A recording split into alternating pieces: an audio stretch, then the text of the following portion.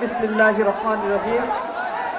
একতার বাংলাদেশের আহ্বানে সাড়া দিয়ে আজকের ছাত্র জনতার এই মহাসম্মেলন ঘটেছে। এই সম্মেলন এই বার্তা দিচ্ছে আমাদের বাংলাদেশ একটি স্বাধীন, সার্বভৌম, মানবিক মূল্যবোধের একটি বাংলাদেশ। স্বাধীন সুলতানি আমল থেকে শুরু করে এই বঙ্গপ্রদেশের ইতিহাস হচ্ছে সাম্যের ইতিহাস। এখানে সাম্প্রদায়িকতার কোন স্থান নেই। এখানে যারাই এ সকল পুঁজি করে মানুষের মাঝে বিবাদ সৃষ্টি করেছে তাদের একমাত্র উদ্দেশ্য হচ্ছে এ দেশের অগ্রগতিকে থামিয়ে দিয়ে এক নির্লজ্জ পলায়ন করা। গত 5 আগস্ট আপনারা দেখেছেন নতুন এক বাংলাদেশের যুদ্ধ আয়োজিত হয়েছে।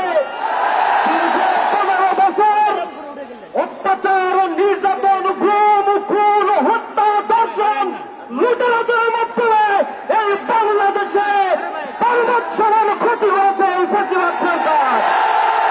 স্বৈরাচারের প্রেতাত্মারা বাংলাদেশ থেকে বিদায় নিয়েছে ঠিকই, কিন্তু এ দেশকে অকার্যকর করার জন্য নতুন চক্রান্তে তারা মেতে উঠেছে। বিস্তার ভেঙে দেওয়ার জন্য এই বাংলার মুক্তিকামী মানুষেরা এখনো রাজপথে রয়েছে, থাকবে। আমরা যুক্তভাবে বলে দিতে চাই, প্রিয় বাংলাদেশ, এ বাংলাদেশে সংখ্যালঘু বলে একটি শব্দ উচ্চারণ করা হয়।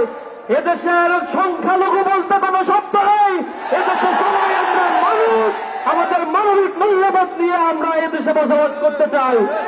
একতার বাংলাদেশে আজকে যারা এখানে উপস্থিত হয়েছে, গণ্যমান্য ব্যক্তিগণ, বিভিন্ন সম্প্রদায়ের লোকেরা, তারা আজকে যে বার্তা এখান থেকে ছড়িয়ে দিয়েছে, আমরা আশা করি আমরা এ দেশকে নতুন উদ্যমে, তারুণ্যের উচ্ছলতায় আমরা এই দেশকে গড়ে তুলতে চাই।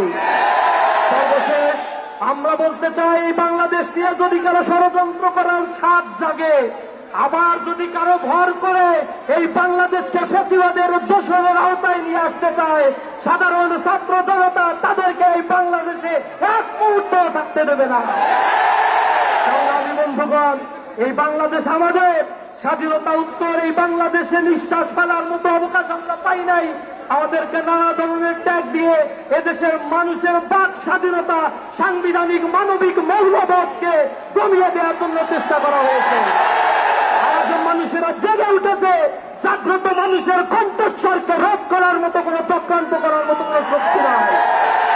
আমি সর্বোপরি বলতে চাই, আমাদের ঘরে আলোর অভাব কবু নাহি হবে আর। আকাশ আলোক বাঁধিয়া দূর করিবে অন্ধকার। শস্য শ্যামলা এই মাটি মার অঙ্গ পুষ্ট করে আনিবে অটুট স্বাস্থ্য সবল দেহ মন ঘরে ঘরে। আমরা আনিব ফুল ও ফসল, পাখিরা কারাঙ্গাভর। জগৎ করিব মধুময়, প্রাণে প্রাণে প্রীতিডোর। আমরা প্রতিটি প্রাণের বন্ধনে এই স্বাধীন সার্বভৌম দেশকে গঠন করব। আমরা অতন্দ্রী প্রহরী হয়ে বাংলাদেশের প্রতি ইঞ্চি মাটিকে আমরা রক্ষা করবো ইনশাআল্লাহ। উপস্থিত হয়েছেন সকলকে অসংখ্য ধন্যবাদ জানিয়ে আমার কথা শেষ করছি। আসসালামু আলাইকুম ওয়া রাহমাতুল্লাহ।